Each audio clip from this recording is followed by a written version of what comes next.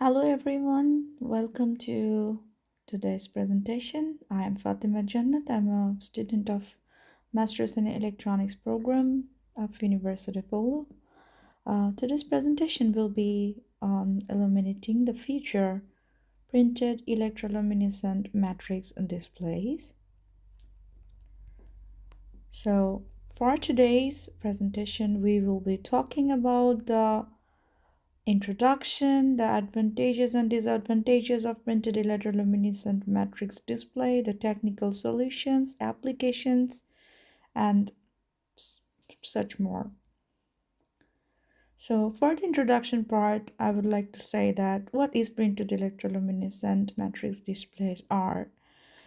So basically, these are a type of display technology used in a wide variety of applications. They are thin and lightweight and use a printed circuit board to provide a bright and uniform image. Electroluminescence EL is currently the only technology that can be used for printing long-time stable light-emitting structures on flexible organic substrate. For the usage, EL matrix displays are often used in consumer electronics, medical devices, and automotive systems. They are also used in industrial applications such as machines, vision systems, and robotics. If we talk about the advantages, what are the main advantages? We can say that EL matrix displays offer a number of advantages compared to the traditional LCD displays.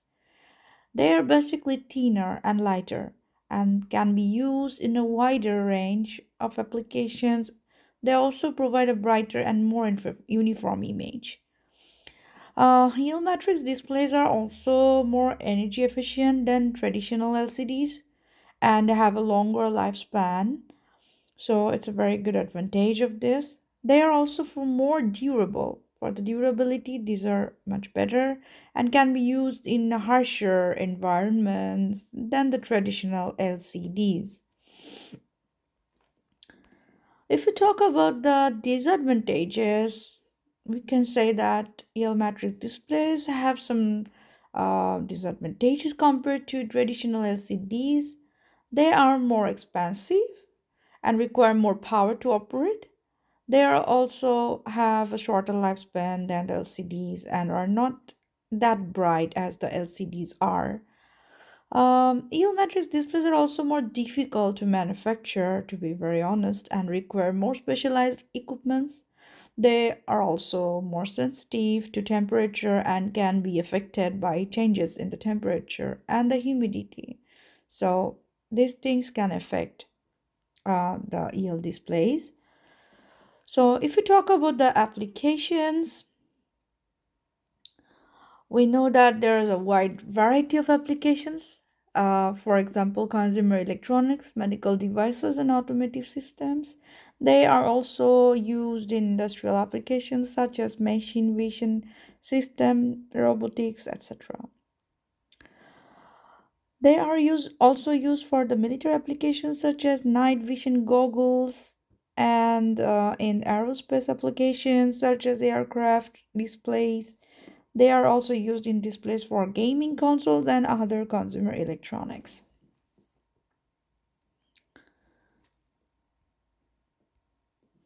Technical solutions for printed electroluminescent matrix displays, if we talk about that, printed electroluminescent matrix displays offer an efficient and cost effective solution for a wide range of applications.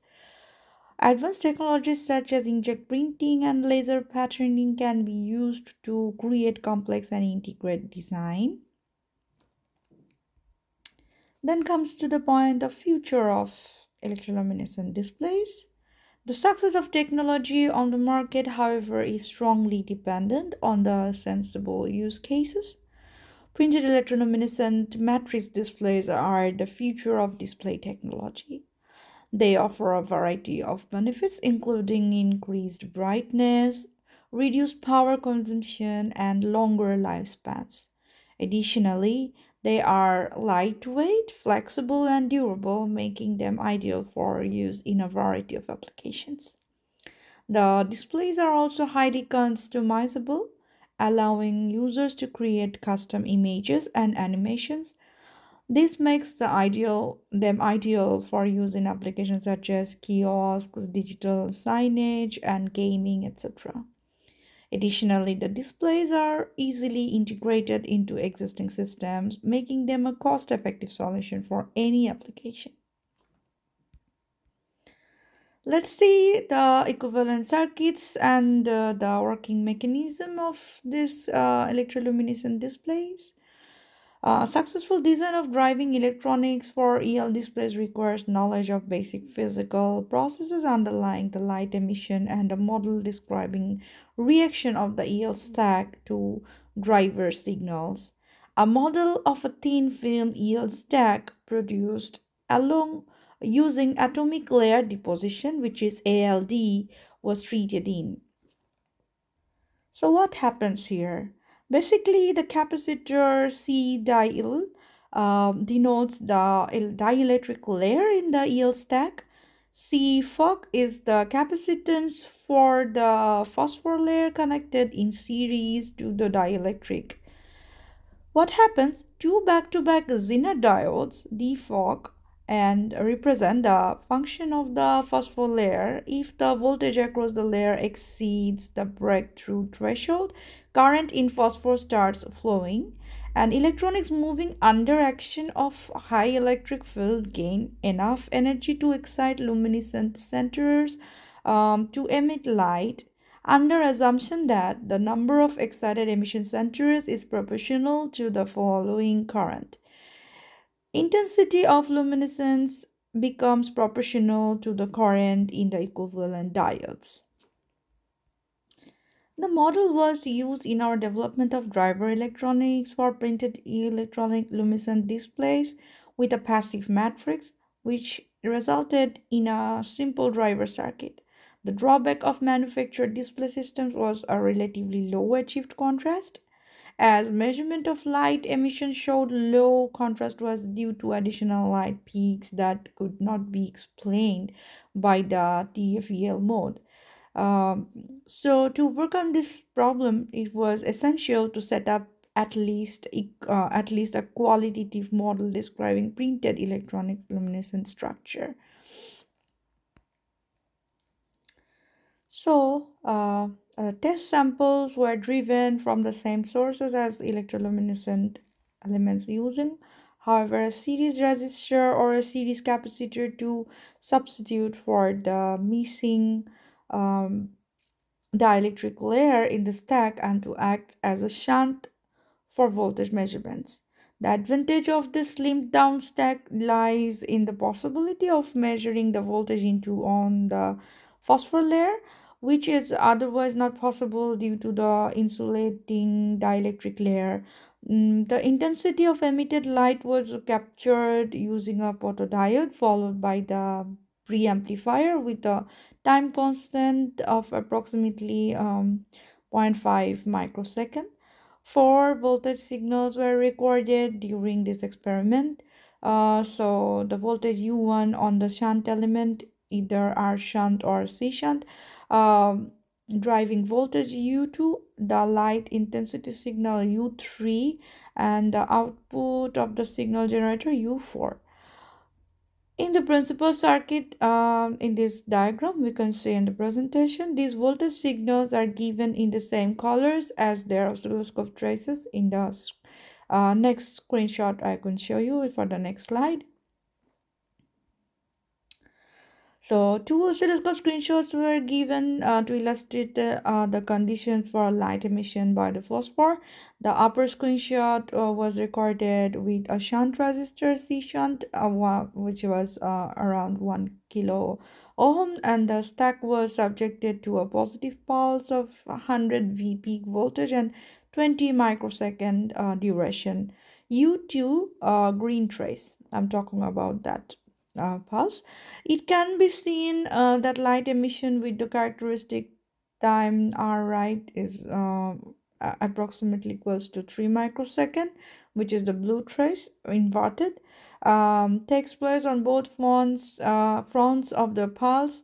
Short overshoots on U1, which is yellow trace, decay with the time constant, our FEC is almost equals to zero point 0.3 microsecond, and are caused by the charging of phosphor capacitance through the shunt resistor. Saturation value U1 is not zero during the pulse, indicating existence often ohmic conduction but through the phospholayer.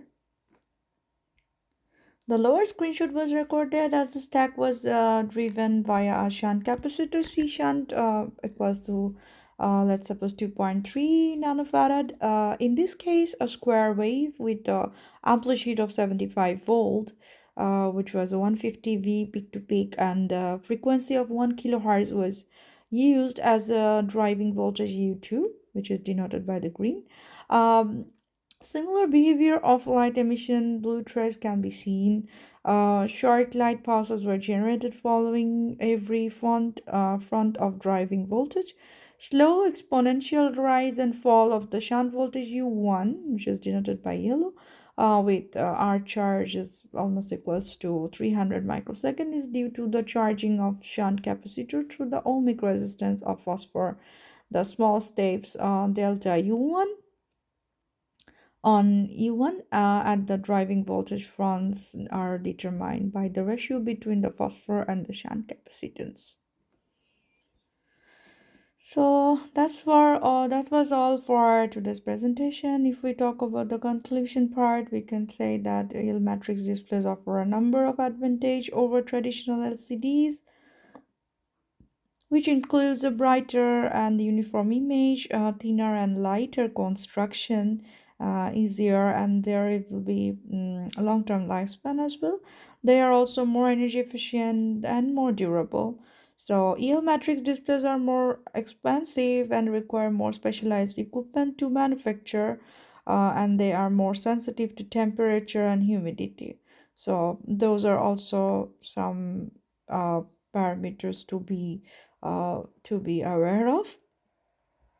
So they are used in a wide variety of applications, including consumer electronics, medical devices, and automotive systems.